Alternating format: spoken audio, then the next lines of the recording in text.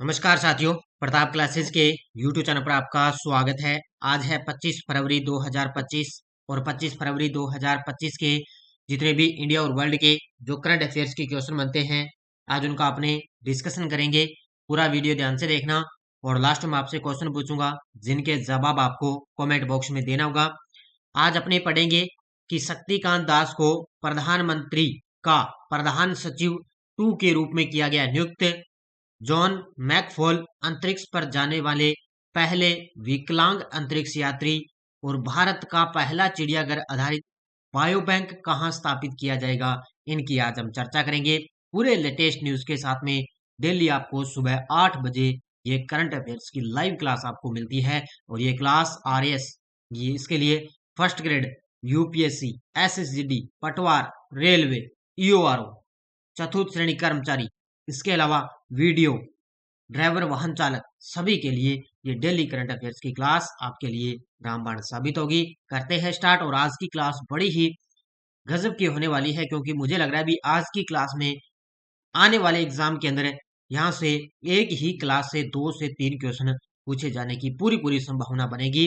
इसलिए आज की क्लास बड़ी गजब की रहेगी और बड़े अच्छे तरीके से आपको अध्ययन करना है। तो करें स्टार्ट। एक बार सभी साथी एक बार करेंगे सेशन को लाइक शेयर। सभी साथियों को गुड मॉर्निंग। सबसे पहले हम करते हैं कल के क्वेश्चनों को रिवाइज। BOBP इगो यानी कि bay of Bengal programme intergovernmental organisation की अध्यक्षता भारत ने किस देश से ली, तो बांग्लादेश से। Soul SOUL soul school of ultimate leadership conclave 2025 का आयोजन किस स्थान पर हुआ, भारत मंडपम नई Delhi. GBBC great backyard bird account कार्यक्रम में भारत में सबसे अधिक पक्षी प्रजातियों की गणना किस राज्य ने की, तो ये की है पश्चिम बंगाल ने। प्रधानमंत्री मोदी किस देश की राष्ट्रीय दिवस समारोह में मुख्य अतिथि के रूप में भाग लेने के लिए यात्रा करेंगे, मॉरिशस। केरल सरकार द्वारा शुरू की गई नैनामृतम 2.0 पहल का मुख्य उद्देश्य क्या है, गंभीर नेत्र रोगों का प्रारंभिक चरण में पता लगाना। HKU5CoV2 वायरस की खोज किस संस्थान में की गई, Wuhan institute of virology.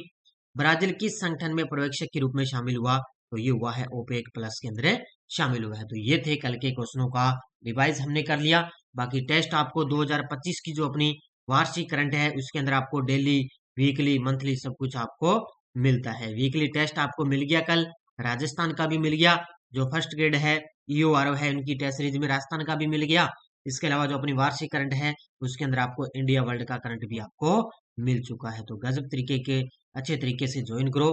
Play store से प्रताप क्लासेस का ऐप डाउनलोड कर लेना, वहां पर ये टेस्ट सीरीज ज्वाइन कर सकते हो। तो स्टार्ट करते हैं। पहला प्रश्न देखो, शक्तिकांत दास को प्रधानमंत्री मोदी के प्रधान सचिव 2 के रूप में कब नियुक्त किया गया है। ये लीजिए भी एक बड़ी नियुक्ति हो चुकी है।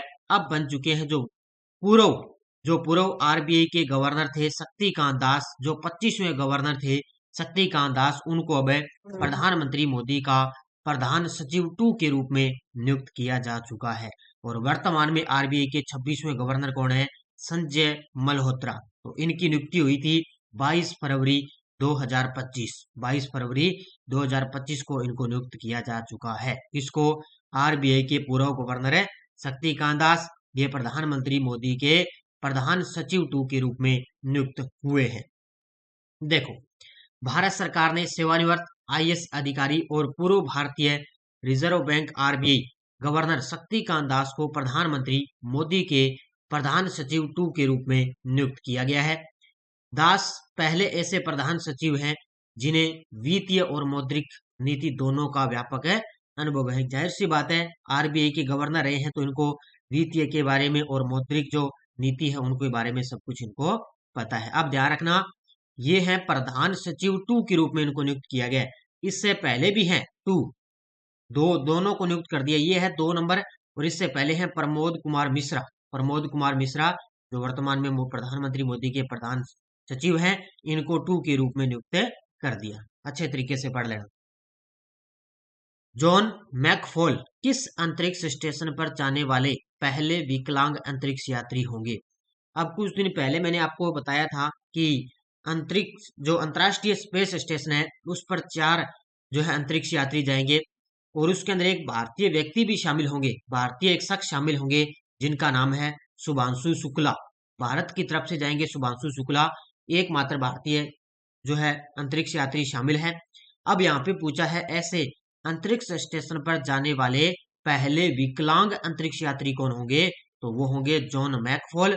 और कहाँ पर है, इंटरनेशनल स्पेस स्टेशन IIS, यानी कि IIS स्टेशन पर जाने वाले पहले विकलांग अंतरिक्ष यात्री होंगे जॉन मैकफॉल। ये ब्रिटिश के रहने वाले हैं, कहाँ के, ब्रिटिश क्षेत्र से।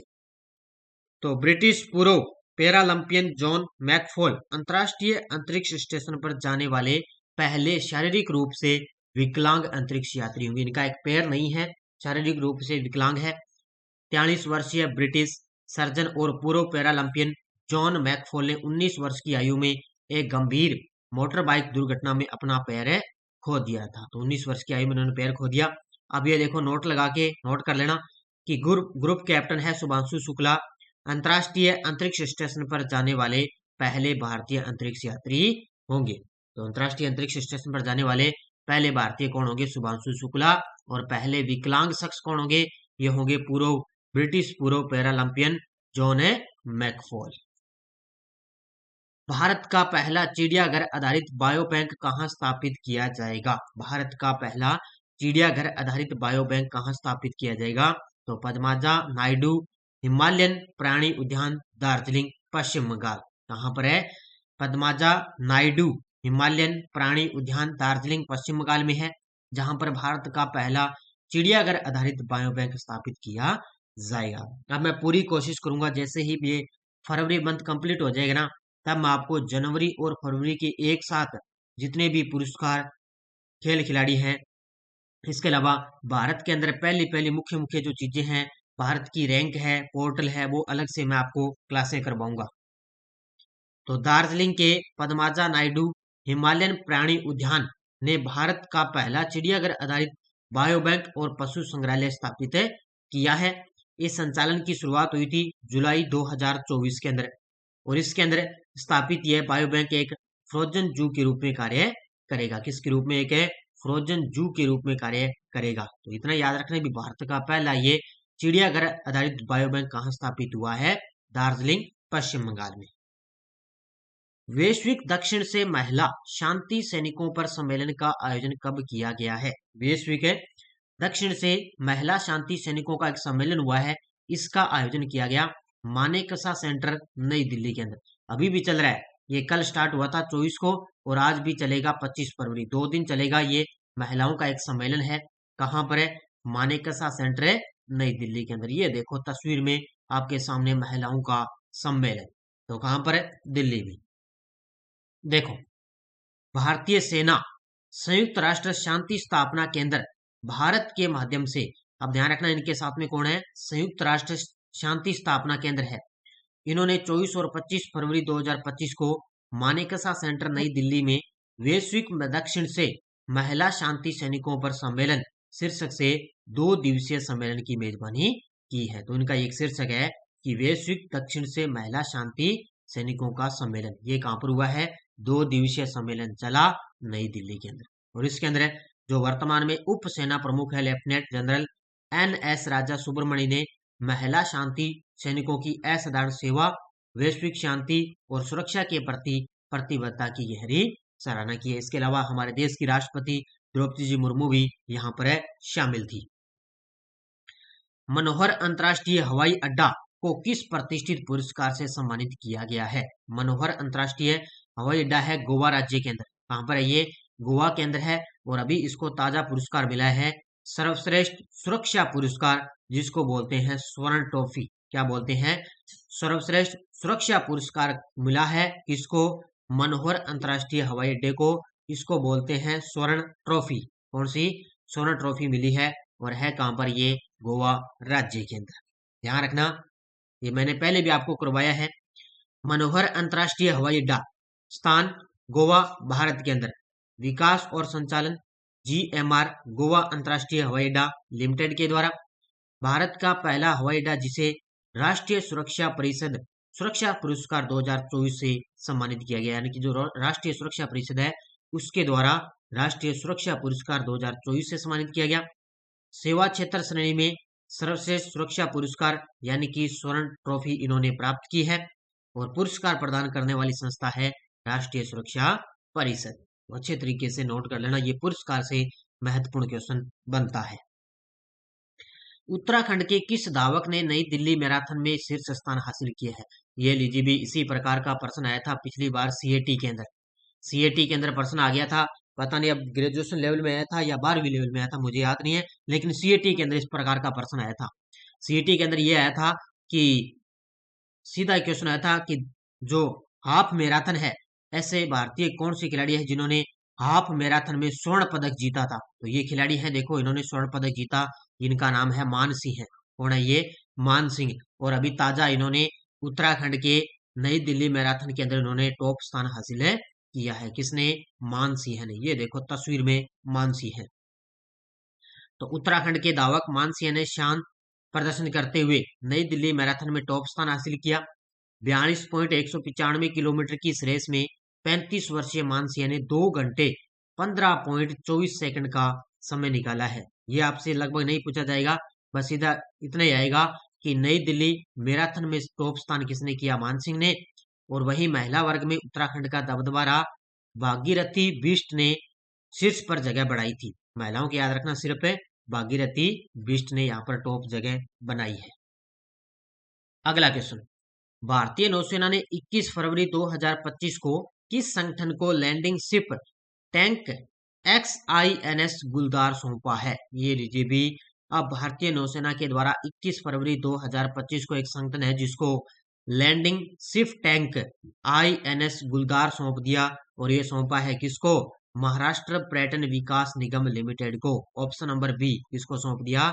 महाराष्ट्र जो पर्यटन विकास लिमिटेड है उसको भारतीय नौसेना ने लैंडिंग शिप टैंक है जिसका नाम है INS गुलदार। क्या है? INS गुलदार है, इसको इन्होंने महाराष्ट्र को इन्होंने ये सौंप दिया है।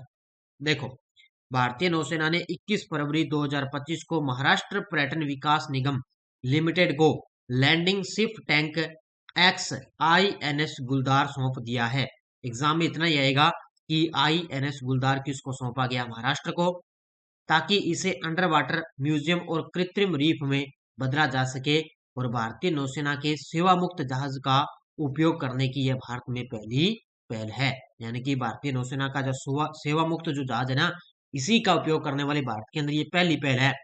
और भारत का पहला अंडर वाटर म्यूजियम और आर्टिफिशियल जो रीफ है वो मुंबई के अंदर बनेगा। ये पॉइंट नोट कर लेना कि भारत का पहला अंडर वाटर म्यूजियम है और आर्टिफिशियल जो रीफ है वो मुंबई के अंदर बनेगा। इस प्रकार के प्रश्न आते हैं पटवारी के अंदर, अच्छे तरीके से पढ़ लेना पटवार वालों। Times Higher Education World Reputation Ranking 2025 के अंदर लगातार 14वें वर्ष शीर्ष स्थान पर कौन सा विश्वविद्यालय बना हुआ है?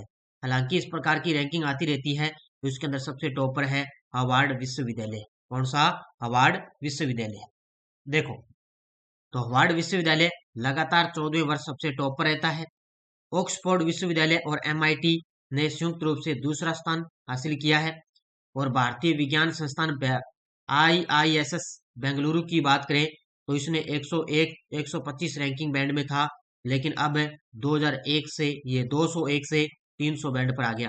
अब सीधा याद रखना भी, सबसे टॉप पर हार्वर्ड है, दूसरे स्थान पर ऑक्सफोर्ड विश्वविद्यालय है।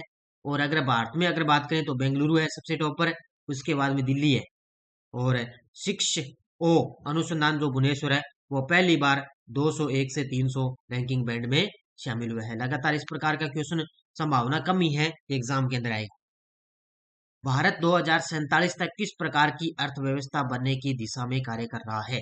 भारत है 2047 तक किस प्रकार की अर्थव्यवस्था बनने की दिशा में कार्य कर रहा है? तो ये कर रहा है उच्च आय अर्थव्यवस्था वाली। ऑप्शन नंबर 1 है उच्च आय वाली अर्थव्यवस्था भारत बनेगी 2047 तक। इस प्रकार की अर्थव्यवस्था बनने जा रहा है। कौन सी? उच्च आय वाली अर्थव्यवस्था। देखो, भारत 2047 तक एक उच्च आय वाले राष्ट्र बनने की राह पर है, जहां इसी की GDP 23 ट्रिलियन डॉलर से 35 ट्रिलियन डॉलर तक पहुंचने की संभावना है। ये लीजिए भी, कितना आंकड़ा जाएगा अगर जीडीपी की बात करें तो 23 ट्रिलियन डॉलर से कितनी जाएगी, 35 ट्रिलियन डॉलर तक। बैन एंड कंपनी और नेस्कॉम की एक हालिया रिपोर्ट के अनुसार सेवा क्षेत्र में 60% योगदान है, विनिर्माण क्षेत्र में 32% योगदान, और भारत की आर्थिक वृद्धि में सबसे महत्वपूर्ण भूमिका ये निभाएंगे। तो जो सेवा क्षेत्र है और विनिर्माण क्षेत्र है, ये अपनी आर्थिक जो वृद्धि है उसके अंदर महत्वपूर्ण भूमिका निभाएंगे। तो धीरे धीरे भारत सबको देशों को पीछे छोड़ता हुआ आगे बढ़ रहा है। IISS की हालिया रिपोर्ट के अनुसार 2024 में वैश्विक रक्षा खर्च कितने ट्रिलियन डॉलर तक पहुंच चुका है। ये महत्वपूर्ण प्रश्न है, ये फिक्स है। हालांकि ये आपके आंकड़े नहीं पूछे जाएंगे, लेकिन देश पूछे जाते हैं कि वैश्विक रक्षा खर्च के मामले में कौन सा देश टॉप पर है और कौन सा अपना देश भारत कौन से स्थान पर है, इस प्रकार का प्रश्न आएगा। तो इसका उत्तर देखो, इसका उत्तर होगा 2.46 ट्रिलियन डॉलर। 2.46 ट्रिलियन डॉलर है जो 2024 में वैश्विक रक्षा खर्च ट्रिलियन डॉलर तक पहुंच चुका है। कितना, 2.46 ट्रिलियन डॉलर।